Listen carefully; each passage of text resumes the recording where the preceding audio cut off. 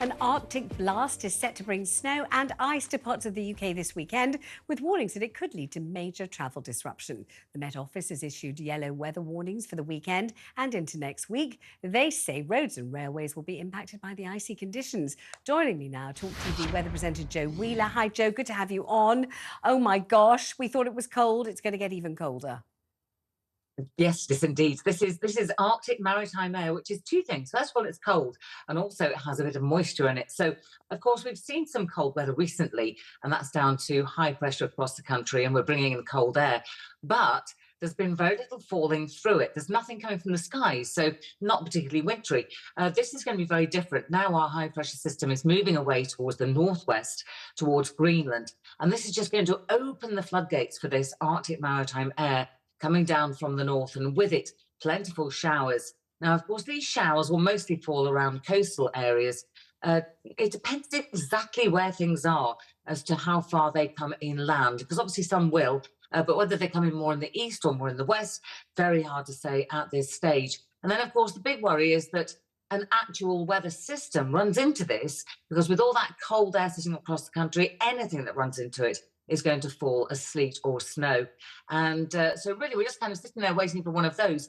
When it eventually arrives, it usually tries to bring milder air. So you get this period of snow, which could be quite heavy, even prolonged. But then the milder air catches up and the whole thing starts to melt. And then, of course, it's in the lap of the gods, really, whether that mild air stays with us or whether it disappears and we get the cold air back. But certainly looking at the first few days of next week, we're looking at temperatures barely above freezing during the day, and overnight sub-zero everywhere, including the towns and the cities. And of course, rural areas will be much colder still. And anywhere that we get showers, we're likely to get icy stretches.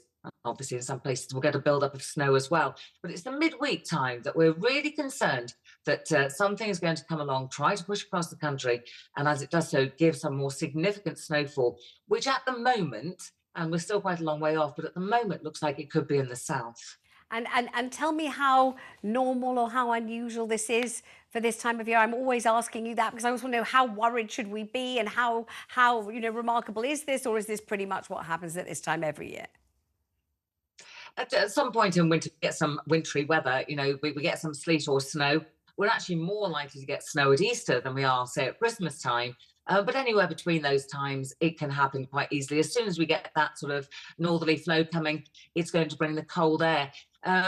We do have something that happens not quite every year, every other year, say, which is called sudden stratospheric warming, which is a rapid warming over the polar areas, which reverses the winds. It basically breaks the polar vortex and allows the cold air from the poles to flood across parts of Europe.